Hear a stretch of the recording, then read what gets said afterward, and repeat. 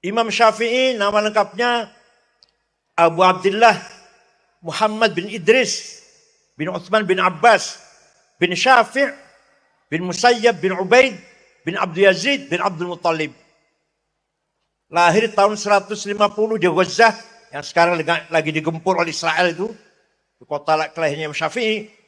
Wafat tahun 204 di Fustat, Kairo, Mesir. Jadi usia Imam Syafi'i hanya 54 tahun. Usianya pendek tapi jembar barokah. Ada orang usianya panjang tapi sempit. Gak ada faedahnya kecuali pilkada suara satu lumayan lah. Kalau Imam Syafi'i 54 tahun usianya meninggalkan warisan gagasan yang sangat cemerlang, yaitu ilmu usulul fiqh. Ceritanya ada seorang gubernur Mawaro An-Nahr, gubernur Transoksania, Afghanistan, Uzbekistan, sekitar itu. Namanya Abdurrahman Al-Mahdi. Kirim surat pada Imam Syafi'i. Suratnya dibuka, dibaca. Beliau bertanya, gubernur bertanya, "Ya Syekh, ya Imam, bagaimana caranya memahami syariat Islam dengan benar?" Imam Syafi'i memanggil muridnya, namanya Rabi' bin Sulaiman Al-Muradi. Rabi' sini, naktub ar-risalah. Ayo kita tulis surat membalas pertanyaannya gubernur. Imam Syafi'i dikte, imla, Rabi' nulis.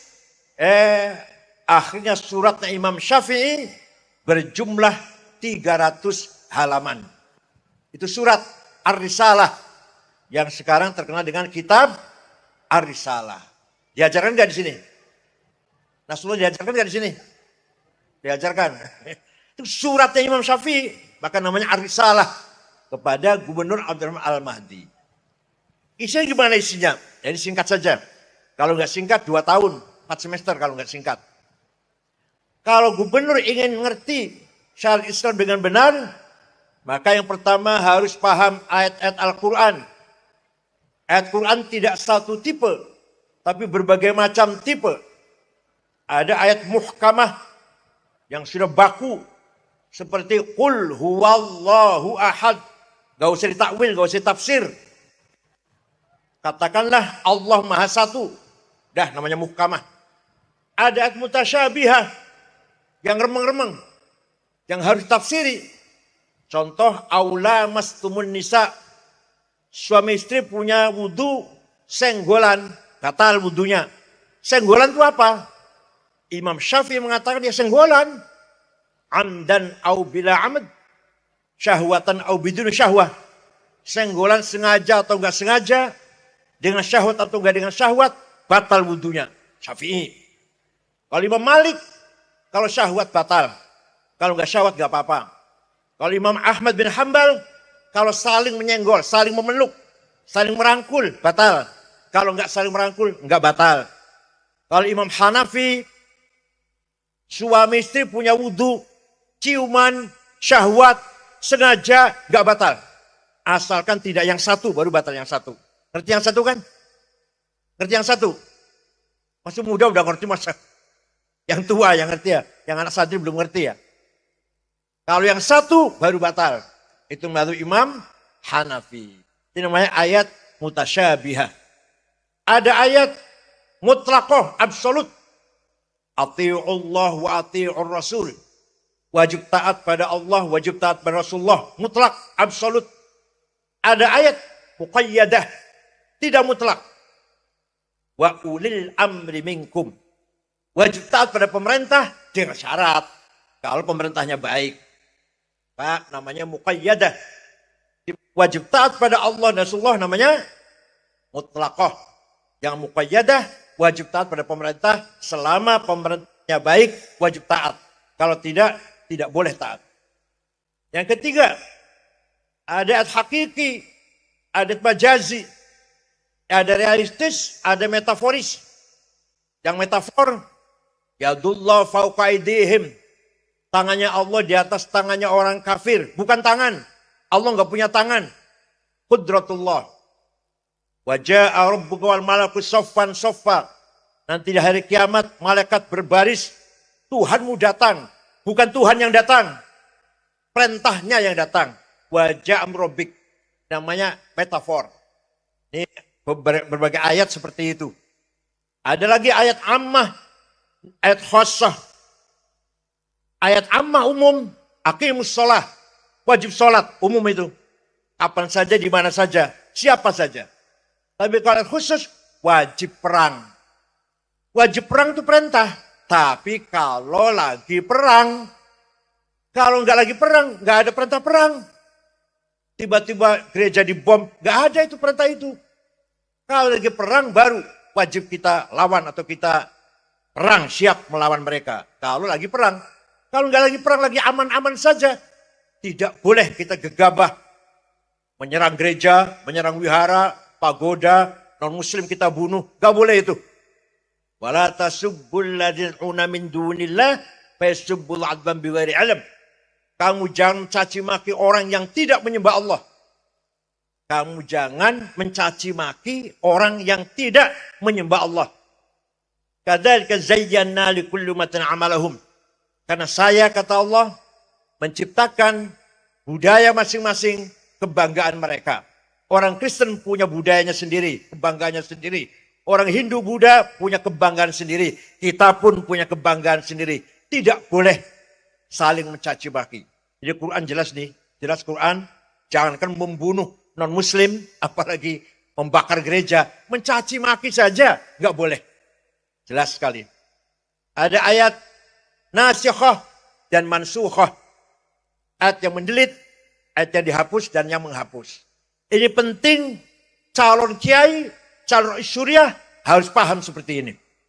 Tidak hanya fikih, tapi thariqatul istinbat, thariqatul istidlal harus paham betul, dikuasai oleh para kiai kalau betul-betul ingin mempertahankan tafaqquh fid din, ta'ammuk fid din, ta'alimid din, betul-betul menguasai agama. Kalau sudah paham Quran, belum cukup. Harus paham hadis. Kenapa? Karena dalam Al-Quran ada perintah sholat. Aqimus sholah, aqimus sholah, aqamus sholah, yuqimunas sholah, aqimus sholah. 62 kali perintah sholat. Tapi Quran tidak menyebutkan berapa kali sholat itu. Ada nggak di Quran? Adik-adik, anak-anak, ada nggak di Quran itu? Sholat itu 5 kali. Ada nggak? Gak pernah baca Quran nih, kelihatan gak bisa jawab. Qurannya. Tidak ada di Quran penjelasan sholat itu 5 kali. Namanya zuhur, asar, maghrib, isya, subuh. Gak ada itu. Ada gak? Gak pernah baca Quran nih paling-paling. Banyak cuma kulhu, falak, nas, alif, lam, ayat kursi, tahlil itu. Berkat itu sih, masalah berkat itu.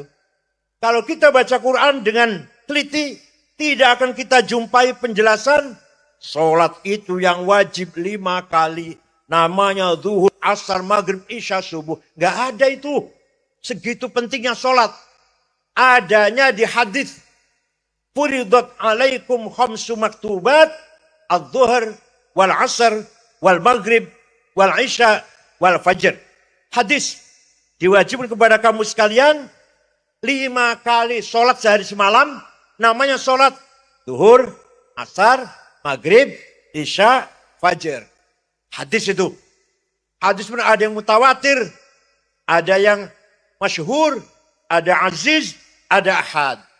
Ini perlu sekali diterangkan pada santri, terutama santri salaf, santri nahdlatul ulama, harus paham ini semuanya. Sudah paham Quran, sudah paham hadis, belum cukup. Kata Imam Syafi'i, Quran hadis saja nggak cukup. Kata Imam Syafi'i dalam suratnya kepada Gubernur Abdurrahman Al-Mahdi. Akal harus dipakai. Akal harus dipakai. Bukan hanya nas. Akal dipakai. Akal ada 2. Akal kolektif rame-rame. Namanya ijma, konsensus, kesepakatan. Ada qauli, ada sukuti. Produk ijma adalah arkanus sholati sab'ata asyar. takbiratul ihram, an-niyah, al-qiyamul mustata'a, qiraatul fatihati fihi, ar-ruku'u, at-tuma'ninah, al-i'tidal, dan seterusnya. Rukun salat ada 17. Itu kesepakatan ulama itu. Nomor 1 takbiratul ihram, nomor 2 niat, nomor 3 berdiri bagi yang mampu, nomor 4 baca Fatihah. Ini adalah hasil produk ijma'ul ulama. Sudah pegang akal kolektif, ada lagi akal pribadi, individual. Akal satu-satu ulama, namanya qiyas, analogi. Qiyas ada 9 macam. Aulawi, burhani, mantiki, jadali, istiqra'i, tamthili, khitabi, dan syi'ri. Yang saya terangkan 2 saja di sini. Yang 7 nanti kalau kecil lagi. Qiyas burhani, qiyas fakta. Sabu-sabu, narkoba, halal apa haram, anak-anak. Ada di Quran? Ada di Qurannya? Inna sabu ada. Di hadis ada hadis. Sabu-sabu haram, heroin, kokain haram, tidak ada di Quran, tidak ada di hadis. Menggunakan analogi, qiyas namanya. Namanya apa namanya? Qiyas burhani, qiyas fakta. Hada muskir, ini barang memabukkan, namanya premis minor. Wa kullu muskir khamrun, setiap yang memabukkan masuk kategori khamr, namanya premis major. Wa kullu khamrin haram, setiap khamr itu haram, namanya legal statement. Kesimpulannya, hada haram. Positive conclusion. Paham tidak? Gak paham? Diajari tidak di sini? Ini barang memabukkan. Setiap mabukkan berarti masuk golongan khomer. Sedangkan khomer itu haram. Namanya qaul syarih atau legal statement. Maka ini barang haram. Itu namanya qiyas burhani. Ada qiyas aulawi. Nempeleng ayah ibu. Boleh nggak itu? Boleh nggak? Nggak boleh. Di Quran nggak ada. Di Quran tidak ada larangan nempeleng ayah ibu. Yang ada, wala taqul lahuma uffi wala tanharhuma. Kamu jangan ngomong kasar, kamu jangan bentak-bentak ayah ibu. Kalau gitu kita masuk ke rumahnya ayah ibu, gak usah ngomong, tempelin aja gitu. Kalau bentak saja tidak boleh. Kalau ngomong kasar saja haram dengan ayah ibu, lebih-lebih nempeleng. Namanya qiyas aulawi. Fabil aula. Lebih-lebih nempeleng. Inilah ajaran Imam Syafi'i yang diberikan kepada Gubernur Mawaro An-Nahr Abdurrahman Al-Mahdi. Kalau ada yang bilang kita nggak usah taklid pada Syafi'i, pada imam-imam, langsung saja Quran dan hadis. Nah, dia bisa sholat dengan baik dari mana? Yang ngomong begini sholatnya baik. Dari mana bisanya itu? Dari Quran ada penjelasan sholat, caranya sholat. Dari hadis ada penjelasan caranya sholat dari hadis. Nggak ada. Itu pasti dia ngikut ayahnya, ibunya, kiainya, gurunya, kiainya dari kiainya, dari gurunya, dari kiainya, mentok pada Imam Syafi'i. Imam Syafi'i dari Imam Malik bin Anas, Imam Malik dari Imam Rabi'ah, Imam Rabi'ah dari Imam Kharijah, Imam Kharijah dari bapaknya, sahabat Zaid bin Thabit.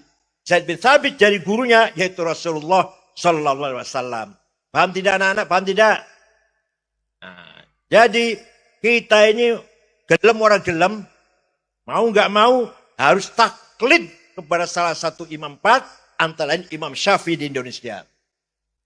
Cukup dengan hadis saja, Quran dan hadis. Saya tanya, hadis yang paling nomor 1 hadisnya siapa? Imam Bukhari. Saya juga tahu, mas saya nggak tahu.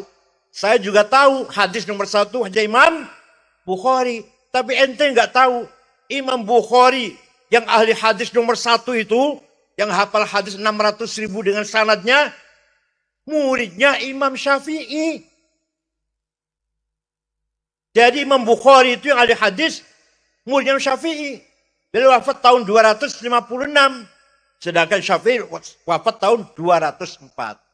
Ini kajian harus diperdalam di pesantren. Karena kalau bukan pesantren, tidak ada lembaga mana, madrasah mana, perguruan tinggi Islam mana yang sampai detil seperti ini.